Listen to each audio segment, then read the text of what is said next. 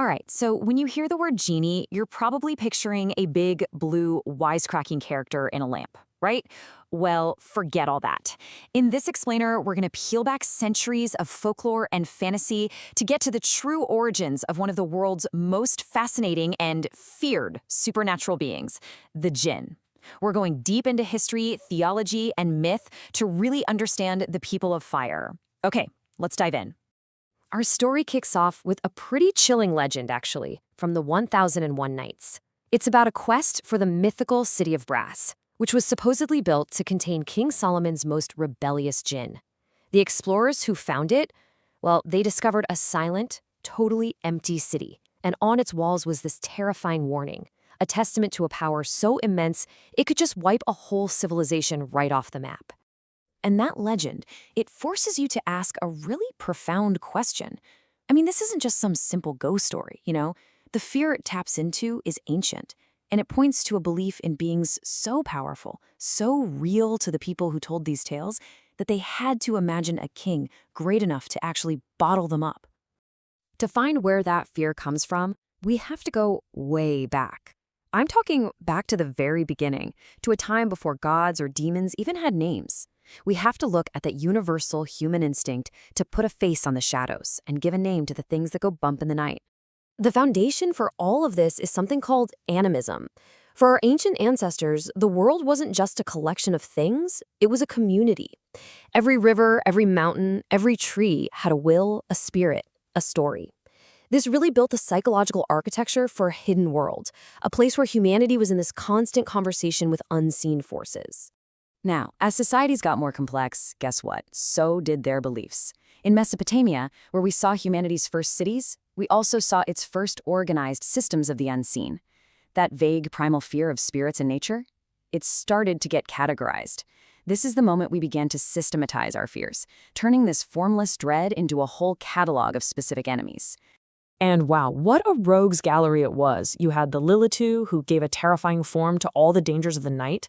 Pazuzu was like a weaponized fear, a monster you used to fight other monsters. And Lemashtu, she personified the absolute horror of infant mortality. See, by naming them, humanity took the first step towards confronting them.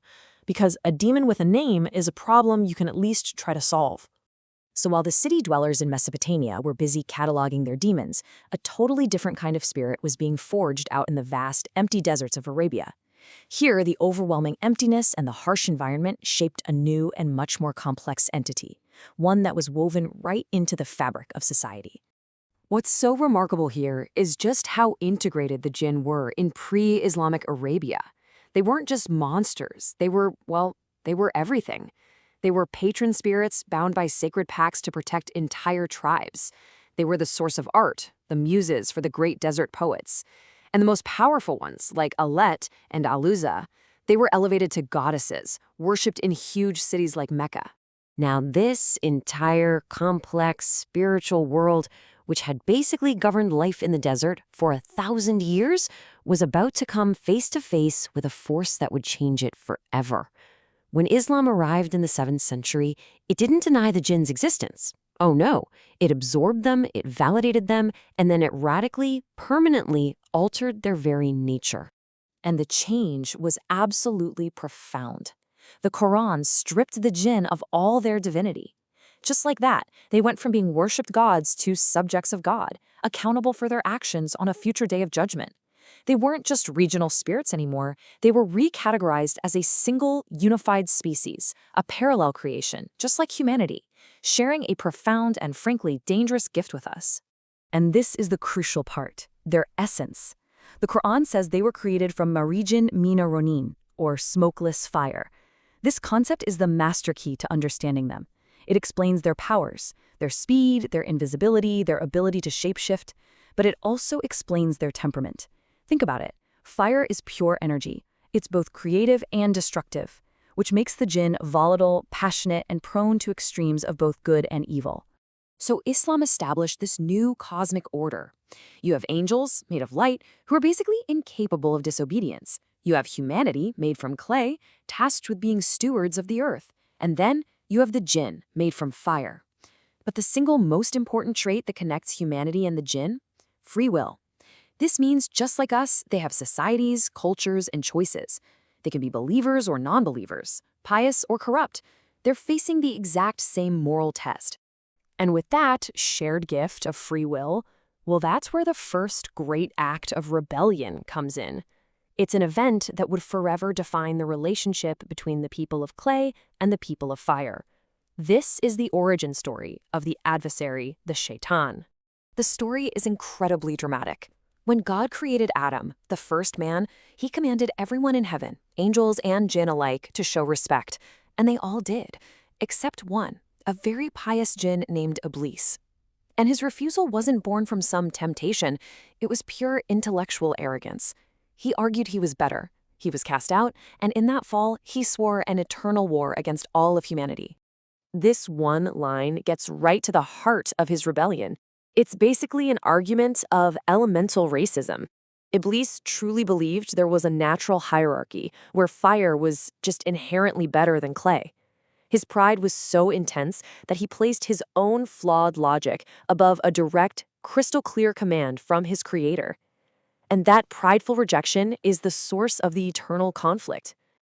So, this whole cosmic war sets the stage for the one human figure who really looms largest in the story of the Jinn, King Solomon.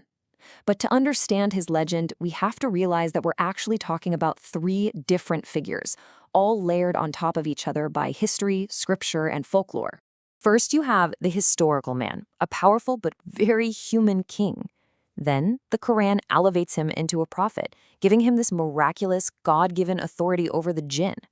Finally, centuries later, folklore transforms him into the master magician we all know from tales like the City of Brass, a sorcerer king who commanded spirits with a magic ring. Peeling back these layers is absolutely key to unmasking the legend. And it's that folkloric, magical version of the story that eventually makes its way to Europe, where it goes through one final, dramatic transformation.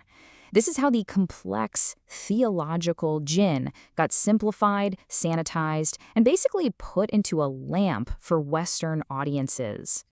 Okay, so for 1,000 years, the jinn was a very serious theological and folkloric figure. Then, in the early 18th century, a French translator named Antoine Galland heard the story of Aladdin from a Syrian storyteller and decided to add it to his collection. That single literary moment, that's the origin of the Western genie. And that journey pretty much culminates with Disney in 1992. And this brings us right to the crucial final difference. The jinn of Islamic tradition is considered a real species in a theological framework, a parallel civilization whose defining trait is free will. The genie of Western pop culture, on the other hand, is a fictional character, a servant whose whole purpose is to be bound to a master's will. One is a source of profound spiritual questions, the other is a source of comedy and adventure. So after all that, we're left with this question. Over thousands of years, the jinn has been a desert spirit, a tribal god, a theological being, a monstrous villain, and a cartoon sidekick. Their story's really a mirror, isn't it? It reflects our own evolving attempts to give a name to the unseen forces that shape our lives, from our most primal fears to the hope for some incredible power that could change our world in an instant. The story of the people of fire is, in the end, the story of us.